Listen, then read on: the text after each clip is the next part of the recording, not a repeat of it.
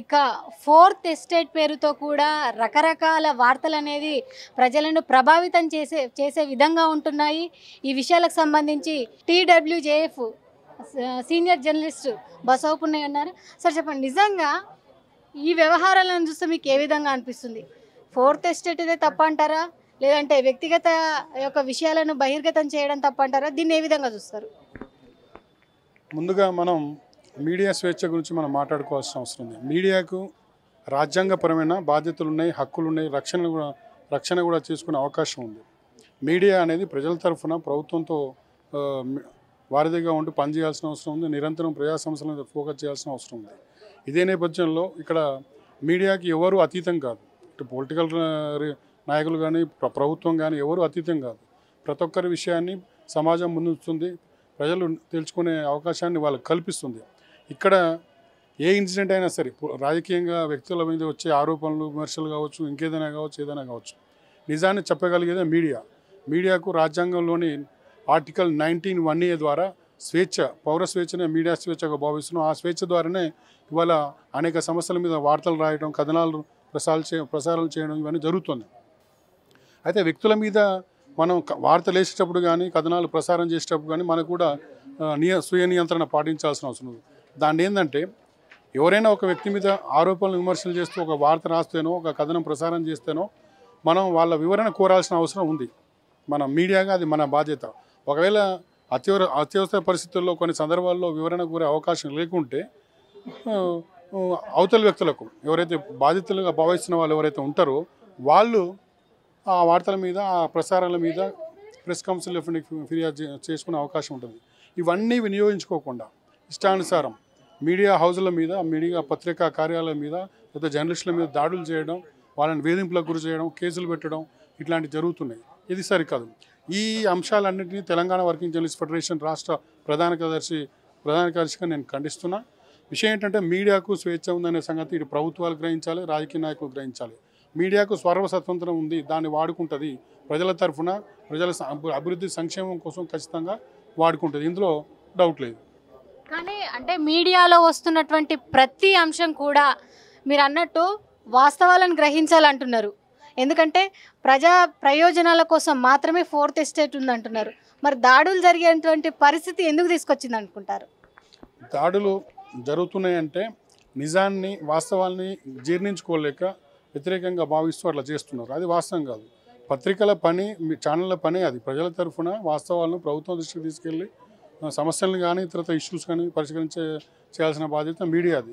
కానీ ఇవి నచ్చక అవతల వ్యక్తులు, వాళ్ళు రాజకీయ నాయకులు కావచ్చు, ప్రభుత్వం కావచ్చు, ఇంకెవరైనా సంస్థలు కావచ్చు, అప్పుడు భౌతిక దాడులకు పాల్పడుతున్నాయి. ఇది సరికాదు. మనం వాస్తవాల్ని ప్రజల దృష్టికి చేస్తున్న క్రమంలో ఒకవేళ నిజంగానే మీడియా కానీ, పత్రిక ఏదైనా అబద్ధం రాస్తానో, ఇంకేదైనా అనవసరమైన విమర్శలు చేస్తే మీరు భావిస్తే మనకు చట్టపరమైన అవకాశాలు ఉన్నాయి. వాటన్నిటిని వినియోగించుకోకుండా భౌతిక దాడులకు పాల్గొనడం సరికాదు. మీడియా కూడా స్వీయ నియంత్రణ పాటించాల్సిన అవసరం ఉంది. నిజాలనే ప్రసారం చేయాల్సిన బాధ్యత ఉంది, నిజాలనే ప్రచురించాల్సిన బాధ్యత ఉంది.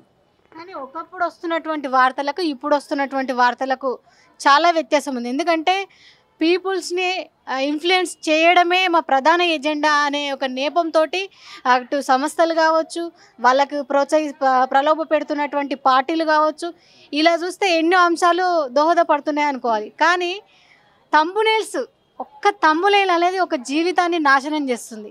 ఒక తంబునేల్ అనేది ఒక వ్యవస్థను కూలదొలుస్తుంది. ఒక తంబునేల్ అనేది ఒక వ్యక్తిత్వాన్ని కృంగదీసే విధంగా, ఈవెన్ ఆత్మహత్యలకు కూడా పాల్పడే విధంగా ఉన్నాయి. ఈ తంబునేల్స్ విషయంలో మీరేమంటారు?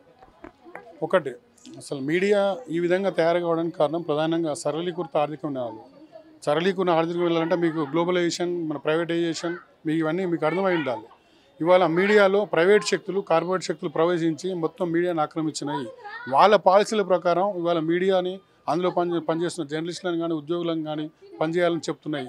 ఆ నేపథ్యంలోనే ఇప్పుడు ఈ క్లాష్ మొదలైంది. వాస్తవాలకు నిజాలకు మధ్య క్లాష్ మొదలైంది.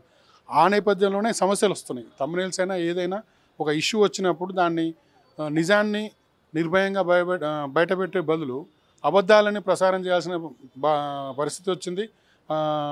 అవాస్తవాలని సమాజంలోకి తీసుకెళ్లాల్సిన పరిస్థితి ఆ పాలసీలు కార్పొరేట్ల ఆధిపత్యంలో ఉన్న మీడియా అబద్ధాలు అవాస్తవాలను ప్రజల్లోకి తీసుకెళ్తున్నారు. కొన్ని సందర్భాల్లో వ్యక్తిగత ఎజెండాలు ముందుకు వస్తున్నాయి. సమాజ అభివృద్ధి సంక్షేమం పక్కన పడేస్తే వ్యక్తిగత ఎజెండాలు ముందుకు వచ్చినప్పుడే ఇట్లాంటి సమస్యలు వస్తున్నాయి. అప్పుడు వ్యక్తులు ప్రభావితానికి గురవుతున్నారు, ప్రభుత్వాలు ప్రభావితానికి గురవుతున్నారు.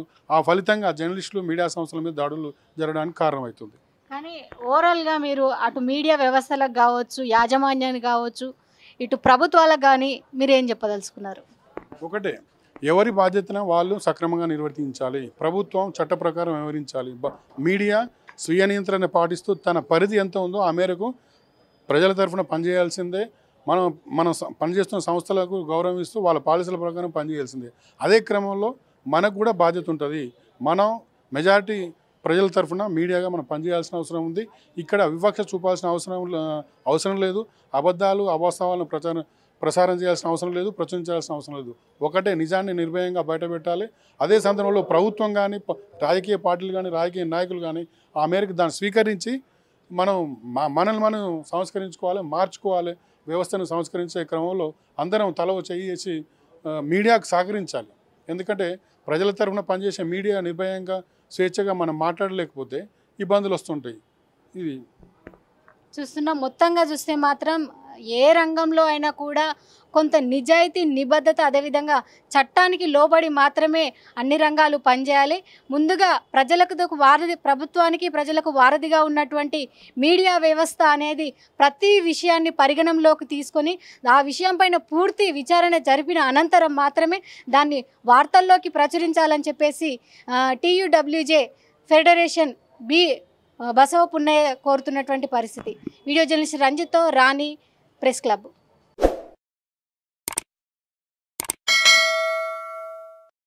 Hi friends, thank you for watching this video. ఈ వీడియో కనుక మీకు నచ్చినట్లయితే దయచేసి లైక్ చేయండి, షేర్ చేయండి. ముఖ్యంగా మా ఛానల్ 24/7 న్యూస్ టీవీని సబ్స్క్రైబ్ చేసుకోండి. ఆ తర్వాత మీ విలువైన అభిప్రాయాల్ని, మార్పులు, చేర్పులు, కావాల్సిన వీడియో ఏమన్నా ఉంటే మన వీడియో కింద కామెంట్ సెక్షన్లో కామెంట్ రూపంలో తెలియజేయండి. నమస్కారం, సాయిదంచిక మాట్లాడుతున్నాను. ప్లీజ్ సబ్స్క్రైబ్, షేర్, లైక్ చేయండి 24/7 టీవీ ఛానల్. హాయ్ నమస్తే, నేను మీ Sonia Akula. Please subscribe to 24/7 news TV. Hi అండి, అందరికీ నమస్తే. నేను Mankota Prasad. Please do subscribe 24/7 news TV. Political, entertainment and infotainment updates కోసం like, share, subscribe 24/7 news TV. Hi friends, thank you for watching this video. ఈ video కనుక మీకు నచ్చినట్లయితే దయచేసి లైక్ చేయండి, షేర్ చేయండి. ముఖ్యంగా మా ఛానల్ 24/7 న్యూస్ టీవీని సబ్స్క్రైబ్ చేసుకోండి. ఆ తర్వాత మీ విలువైన అభిప్రాయాల్ని, మార్పులు, చేర్పులు, కావాల్సిన వీడియో ఏమన్నా ఉంటే మన వీడియో కింద కామెంట్ సెక్షన్లో కామెంట్ రూపంలో తెలియజేయండి. నమస్కారం, సాయిదంచిక మాట్లాడుతున్నాను. ప్లీజ్ సబ్స్క్రైబ్, షేర్, లైక్ చేయండి 24/7 టీవీ ఛానల్. హాయ్ నమస్తే, నేను మీ Sonia Akula. Please subscribe to 24/7 news TV. Hi అండి, అందరికీ నమస్తే. నేను Mankota Prasad. Please do subscribe 24/7 news TV. Political, entertainment and infotainment updates కోసం like, share, subscribe 24/7 news TV.